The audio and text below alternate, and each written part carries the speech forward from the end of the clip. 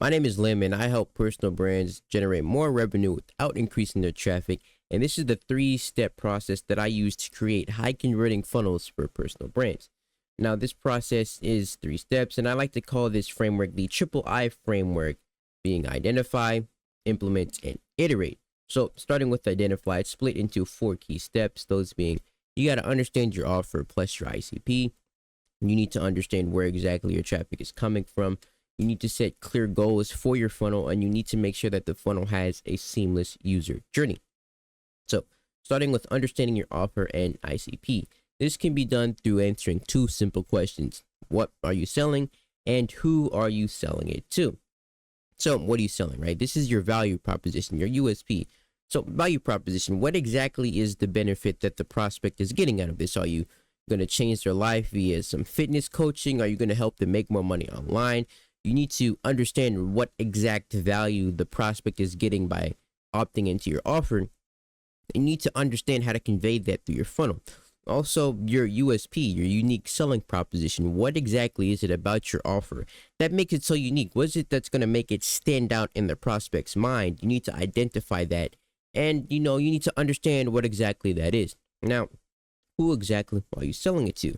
The more specific you can get, the more money you're going to be able to make. Because when you specify, when you get really specific, you're going to be able to speak to that exact ideal client. They're going to feel like you're speaking exactly to them, and they're going to be a lot more likely to buy from you. So you gotta have all the information, right? You need to understand who they are, how old they are, their education, what jobs are they working, what do they like to eat, what do they like to spend their time on, what type of entertainment do they enjoy. You might think that these things have no correlation or that they don't matter at all, but when you know all of this stuff, you're going to be able to use it in your copy, in your funnel, and it's going to be a lot easier for you to drive conversions. Next, we have where exactly your traffic is coming from. Is this inbound? Is it outbound traffic? Is it paid traffic? Now, you want to understand this because it greatly affects your funnel. You're not going to use the exact same messaging that you would if somebody's coming to you that you would if you were running paid ads, right? Because it's a different type of client. Somebody who's coming to you, they already have a general idea of who you are, so you're not going to have to sell them as hard. Whereas paid advertising, it's going to be a lot different. They don't know who you are. You're going to have to frame it differently. You're going to use different words, different phrases. So you need to understand where the traffic is coming from, and then you're going to be able to optimize the funnel for that specific type of traffic.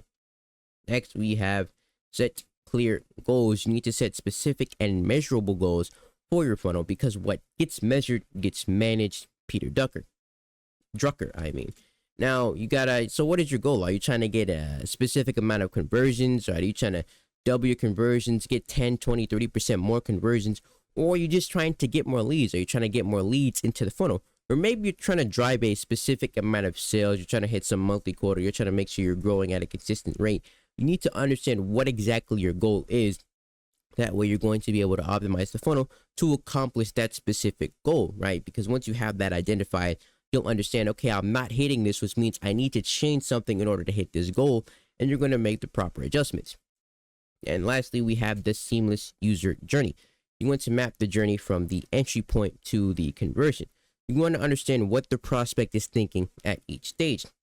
Now, the reason this is so effective is because if you understand what exactly is going through the mind of the prospect as they're going through each stage of your funnel, you're going to be able to tailor your messaging, tailor your visuals, tailor everything specifically to speak to that person, exactly where they are at the journey, and then you'll be able to guide them to the next step and keep doing that until they get to the bottom of your funnel and become one of your paying customers.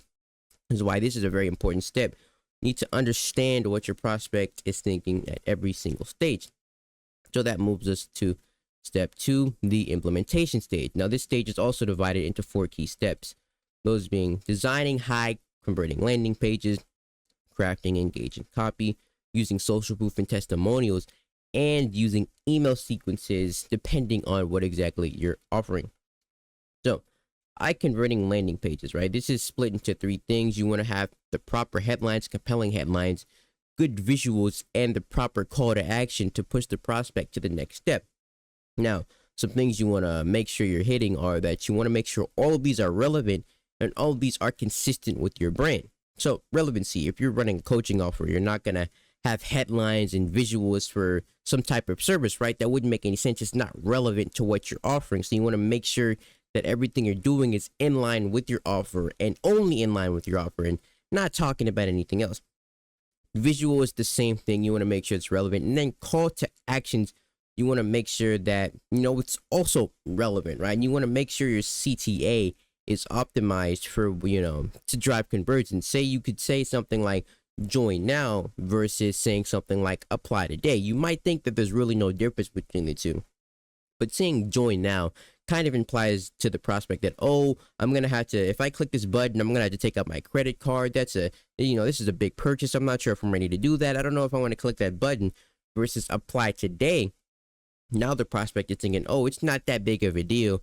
I'm just going to maybe enter some information and they'll see if I'm a good fit. It's not that, it's not that big of a barrier I have to overcome. I don't have to take out my credit card. They'd be more likely to hit that button than just saying a simple join now.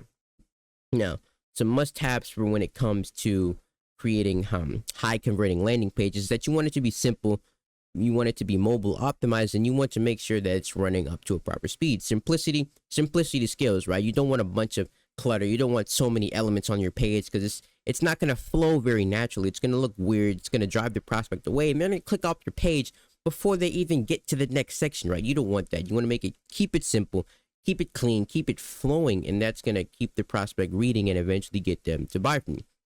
Also, mobile optimization. This is very important because many people are doing things on their phones nowadays. They're checking them everywhere.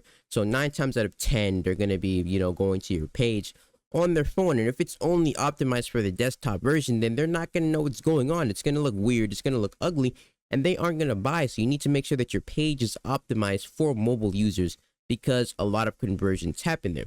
Lastly, speed. You want to make sure your site is fast. You don't want somebody to click on your link and then they're sitting there and it's loading for like 10 hours. They're like, oh my goodness, I just wanted to see what this offer was. I've been here for 10 hours. I'm not buying this product. This guy is trash, right? You don't want that. You want to make sure that your website is running up to speed. So you got to optimize it, right? Make sure your images are the proper size. Make sure that there's not so much clutter on the page that's slowing it down. You got to make sure you're hitting all of these things in order to have a properly designed converting landing page. Next, you want to create engaging copy.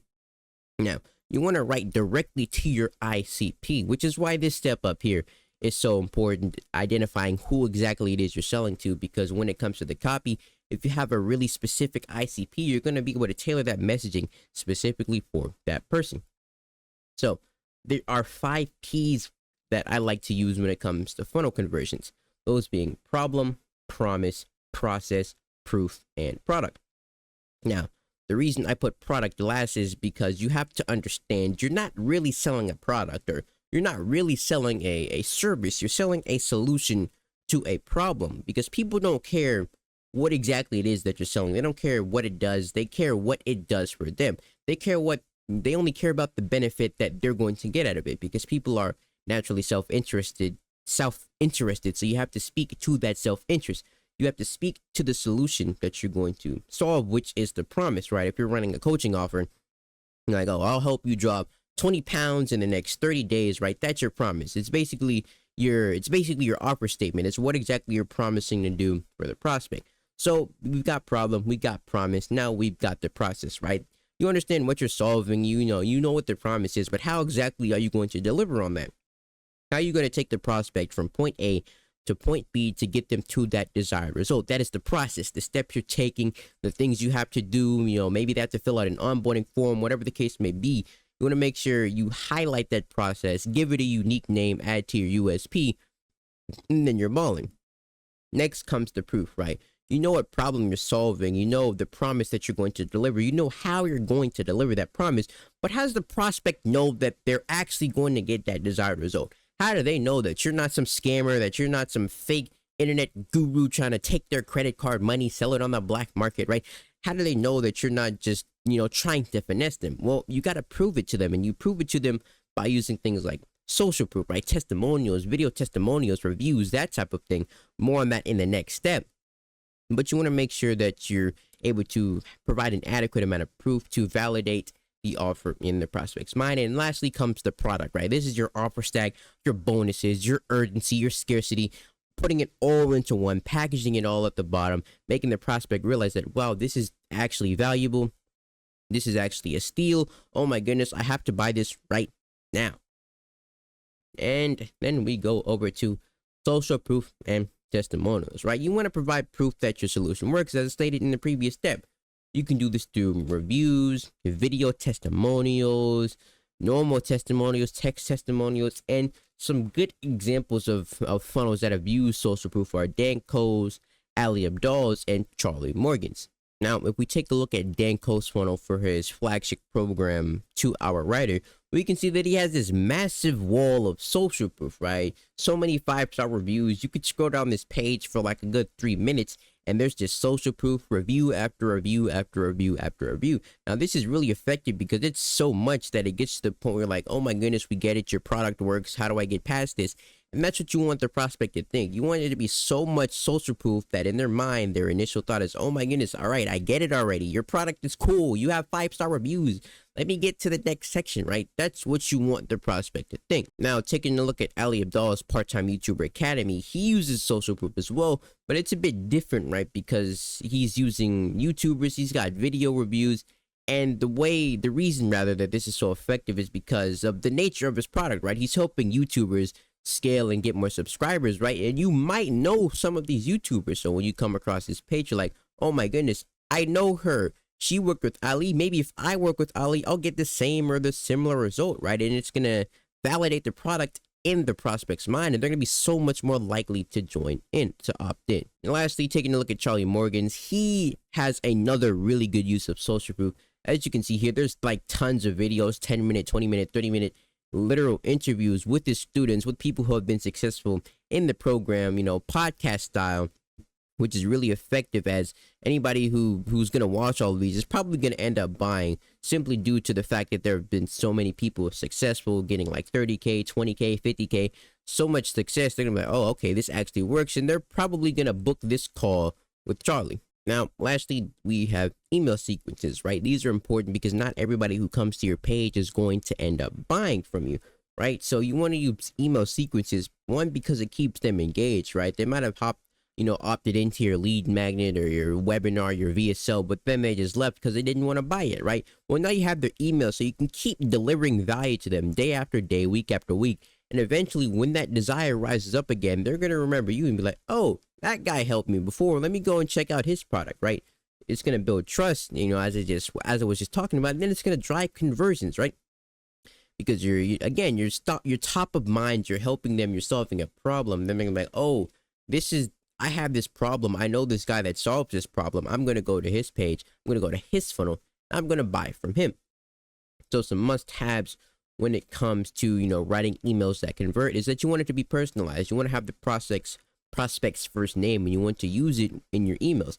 Also, you want to make sure you're delivering value to them. Make sure you're actually solving a problem, right? You want to give the information away for free, but sell the implementation, because 99% of people who read the email aren't really going to do anything with it. They're kind of just reading it to read it. They feel like they're accomplishing something, but in reality, they're just reading an email. Most people aren't going to act on that information, which is why you just want to give it away for free, right? And the people who, want to act but just aren't, they're going to end up going to your page, and they're going to buy from you because you've helped them already so much. Next, you want to have a strong CTA. You want to make it clear, tell the prospect exactly what they need to do next to continue on in your funnel. You want to make it visually appealing, right? You want to make sure your text is one line, make sure it flows naturally. Also, make sure it's mobile optimized. Again, a lot of people are on mobile. And lastly, make sure it's readable, right? I don't want to see any blocks of text in your emails, bro. I don't want to see no paragraphs, bro. That's why, because people, they're just going to leave if they see that. I'm not reading a paragraph. Nobody else is reading a paragraph. You want to keep it, single lines, make it flow, make it seamless, and make it look good. Now, let's go to our final step, step 3, iterate, right? So we've figured out, we've identified what exactly we're working with. We've actually built out the funnel. Now we need to iterate on the information, on the data that we've gotten back. So these 2 steps, you want to optimize for conversions, and you want to use data to track that conversion, to track your funnel's performance. These steps are kind of hand in hand. Well, let's start with optimizing conversions. So you want to, again, optimize for conversions because small changes lead to big results. You want to make sure your landing page is optimized. You want to make sure your call to actions are optimized. And then you want to make sure your page is optimized for user experience. So starting with the landing page, you want to A/B, you want to split test, right? You might use you want to use two different designs, and maybe you want to split test your copy, maybe you want to split test your headlines. You want to make sure you're running A/B tests to figure out what's working and what isn't, get rid of what's not working, and continue to evolve, continue to improve on what is working. Then you want to use simplified forms. Don't get complicated. Keep it simple. Keep it seamless, because you don't want to make it difficult, right? People are naturally inclined to go on the path of least resistance. So you want to make sure your funnel is that path of least resistance, so they keep going down it and they eventually buy from you. And make sure your value proposition is clear, right? As we identified up here, you want to make sure this is as clear as possible, that it literally spells out exactly what the viewer is getting, exactly what the prospect's benefit is when they opt into your offer. You want to make that clear, and you want to make sure that's clear as you're optimizing your funnel. Then CTAs, you want to make sure they're visible. You want to make sure they're placed in the right way. You know, don't have random buttons across your funnel. You want to make sure it's optimized so that as they're going down, they're seeing that CTA directing them to the next step. And you want to make sure it's compelling. Like I mentioned earlier, don't say join now. Use something like apply now or apply today. It's going to seem as a less of a risky decision in the prospect's mind. And then make sure you're using urgency and scarcity. Obviously, don't lie about this. But if you have limited spots in your offer, make sure to mention that. If your offer is closing after a specific time, make sure to mention that, because then the prospect is going to see that. And then you're like, oh my goodness, I have to get this right now, otherwise I'm never going to be able to get it again. And they're going to be a lot more likely to opt into your offer. Then we have the user experience. You want to make sure your page, the loading speed of the page, is up to par. As I mentioned earlier, make sure your images aren't too large, because that can significantly slow down the loading speed of your page, right? Don't make sure there's not too many assets going on, not too many elements going all over the place, right? Make it simple, make it seamless, and make sure it's easy to navigate, right? Make sure it's easy for the prospect to go down the page, and make sure that it flows from one step to the other, so it doesn't look weird, doesn't look out of order, doesn't look like it's going all over the place, because then people are just going to leave the site, leave your funnel, and they're going to buy from your competitor. You don't want them to buy from your competitor. You want them to buy from you. Lastly, we have using data to track your performance, because to improve, you must understand what needs to be improved, right? So you need to use data. Use things like Google Analytics to find out, how long users are on your site. You can use heat maps to find out where exactly they're spending the most time on your funnel, right? Then track your conversions, right? You want to track how many people who are coming to the site actually end up getting to the bottom, actually end up buying your offer. You want to track all of this stuff. And then lastly, your email metrics, your open rates, your click-through rates. Make sure you're tracking all of this stuff, because then you're going to realize, oh no, my click-through rate is down. I need to go through and change something about that. Oh my goodness, my conversions are like 1%. This is not good. I need to figure out how I can fix that. Oh my goodness, I just checked the heat map. Why are they all leaving the page at this specific headline? Maybe I should change it, right? If you have all of this information, it's going to be very easy for you to optimize your funnel. And that is the 3-step process that I use to create high converting funnels for personal brands. Now, if you want step-by-step guidance on what you need to do to fully optimize your funnel, click the first link in the description. I'll give you a free funnel audit. I'll tell you exactly what you need to do step by step to make sure that your funnel is fully optimized for conversions, so you're converting through the moon. Hopefully you found some value in this. Hopefully you learned something new, and hopefully you're able to implement some of these strategies into your own funnels so that you can convert like a king. That's all for today, so I'll catch y'all on the next one. Peace.